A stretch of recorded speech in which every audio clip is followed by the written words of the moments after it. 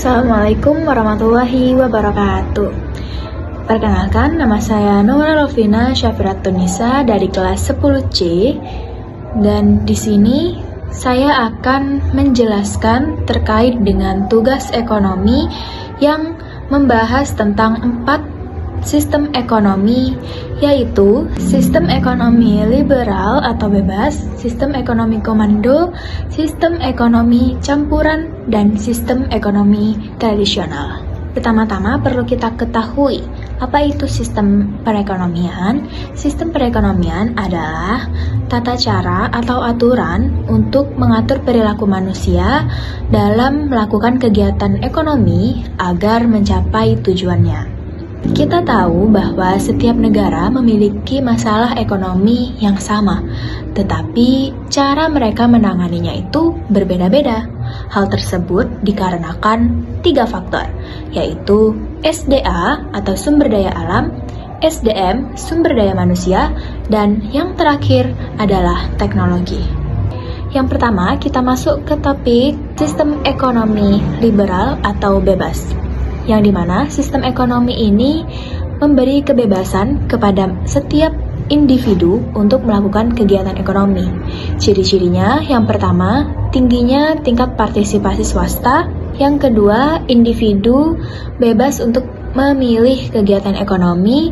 Dan yang terakhir, masyarakat mencari keuntungan sendiri. Kelebihan dari sistem ekonomi liberal yaitu produk didasarkan atas kebutuhan pasar, adanya produk berkualitas mutu, dan munculnya sikap kreatif. Dan kekurangan dari sistem ekonomi liberal ini yaitu terjadinya kesenjangan perekonomian masyarakat, eksploitasi sumber daya alam yang berlebihan, serta munculnya persaingan.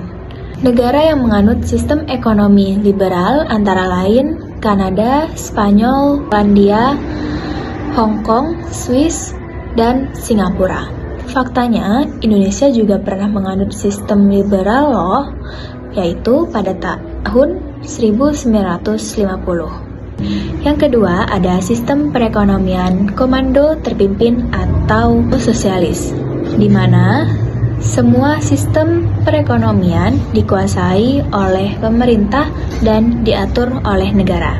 Ciri-cirinya yaitu pemerintah memiliki kekuasaan penuh untuk melakukan kegiatan pasar. Yang kedua, pemerintah bertanggung jawab untuk menggerakkan perekonomian negara, dan faktor produksi dimiliki oleh pemerintah. Kelebihan dari sistem ekonomi sosialis atau komando atau terpimpin yaitu mendapatkan hasil sesuai apa yang diupayakan. Tetapi kekurangannya adalah peran negara terlalu besar, inovasinya menurun, dan sulit untuk diterapkan. Serta negara yang menganut sistem ekonomi tersebut diantaranya Korea Utara, Tiongkok, Jerman, Cina, dan Venezuela.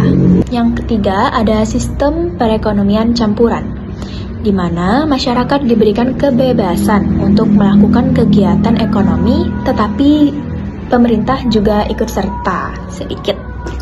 Dan ciri-cirinya yaitu interaksi swasta dan pemerintah dalam melakukan kegiatan perekonomian. Pemerintah sebagai pengawas, regulator ekonomi, dan mekanisme pasar tergantung pemerintah.